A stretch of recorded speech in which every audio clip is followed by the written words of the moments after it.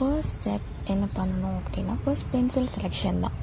Pencil selection எப்படி பண்ணுவீங்க அப்படின்னு கேட்டிங்கன்னா, ஃபர்ஸ்ட் எந்த ஒரு அவுட்லைன் பண்ணும் போதும் நம்ம லைட் ஷேடில் தான் யூஸ் பண்ணோம். ஸோ லைட் பென்சில்ஸ்னால் 2B யூஸ் பண்ணலாம், B பென்சில் யூஸ் பண்ணலாம். ஸோ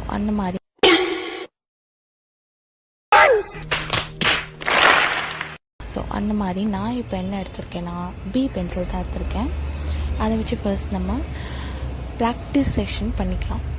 இப்போ நான் ஸ்ட்ரெயிட்டில் லைன் ட்ரா பண்ணிகிட்ருக்கேன். இது எதுக்கு அப்படின்னா, இந்த லைன்ஸ் தான் ஐப்ரோஸோட ஃப்ரண்ட் பாயிண்ட்டை கவர் பண்ண போகிறது.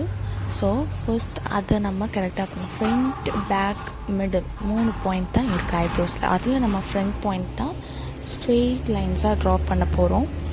அதுக்கான ப்ராக்டிஸ் செக்ஷன் பண்ணிக்கோங்க. நெக்ஸ்ட் மிடில் பார்ட்டு ட்ரா பண்ணுறோம்.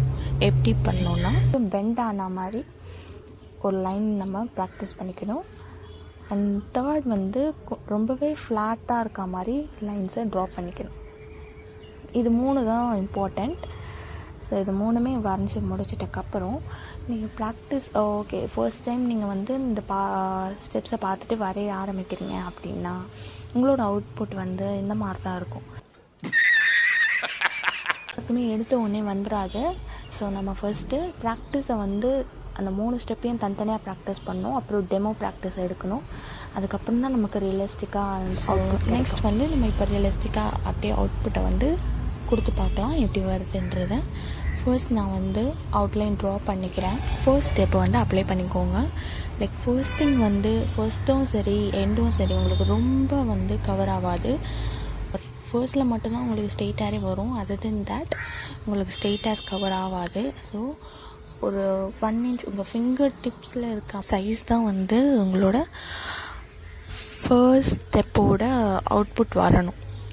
மிட் பாயிண்ட் தான் நிறைய இருக்கும். ஸோ மிட் பாயிண்ட் அந்த பெண்ட் வரைக்கும் மிட் பாயிண்ட் தான் இருக்கும். பெண்டுக்கு அப்புறம் தேர்ட் ஸ்டெப் வந்து வந்துடும். ஸோ மிட் பாயிண்ட்டை வந்து நல்லா டார்க்கராக வரைங்க. மிட் பாயிண்ட்டுன்னு இல்லை, எல்லாமே நம்ம டார்க்காக தான் வரையணும். அப்போ தான் வந்து நேச்சுரலாக இருக்கும் பார்க்க. ஸோ மேலேயும் நான் வரைஞ்சிருக்கேன். ஸோ கீழே நான் மிட் பாயிண்ட் எப்படி வரைஞ்சனோ அதே டைரெக்ஷனில் தான் மேலே இருந்தும் நம்ம மிட் பாயிண்ட் டு எண்ட் பாயிண்ட்டுக்கு வரையணும். ஹேர் வந்து மேலேருந்து வரும், கீழே இருந்தும் நமக்கு போகும். அது கனெக்டாக வருது மிடில் தான். ஸோ மிட்லையும் நம்ம டார்க்கராக ஷேட் பண்ணிக்கலாம். அங்கே ஒயிட்டாக வந்து பேப்பரில் விடக்கூடாது, அது நம்ம டார்க்காக கவர் பண்ணணும். 4Bயோ இல்லை 8B பென்சில் எடுத்துகிட்டு இன்னுமே அந்த நீங்கள் வரைஞ்ச அந்த லைன்ஸ்லேயே மேலே டார்க்கர் பண்ணிங்கன்னா இன்னுமே நல்லா வந்து ரியலிஸ்டிக்காக இல்லை. நான் பண்ணாமல் விட்டது 2 விஷயம். ஒன்று வந்து நான் பென்சிலை வந்து ஷார்ப் பண்ணாமல் விட்டுட்டேன். இன்னொன்று வந்து ஸ்மட்ச் பண்ணல. அட் லாஸ்ட் வந்து நான் ஸ்மட்ச் பண்ணியிருக்க மாட்டேன். ஹோல் ட்ராயிங்கையுமே நம்ம ஸ்மட்ச் பண்ணணும். ஸோ நான் ஸ்மட்ச் பண்ணாமல் விட்டுட்டேன். அது 2மே நீங்கள் பண்ணுங்கள். இதை விட ரியலிஸ்டிக்காக உங்களுக்கு அவுட்புட் கிடைக்கும்.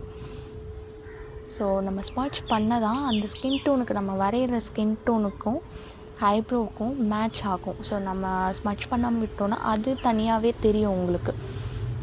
அதனால் அதை ஸ்மட்ச் பண்ணுறது ரொம்ப இம்பார்ட்டண்ட். பென்சில் எந்தெந்த ஷேடு வந்து எந்தெந்த பென்சில் நம்ம யூஸ் பண்ணலாம், எதுக்கெல்லாம் வந்து எந்த பென்சில் நம்ம ஃபர்ஸ்ட் யூஸ் பண்ணணும், எல்லாமே வந்து நெக்ஸ்ட் வீடியோஸில் வரும். I'll see you on next video. Bye.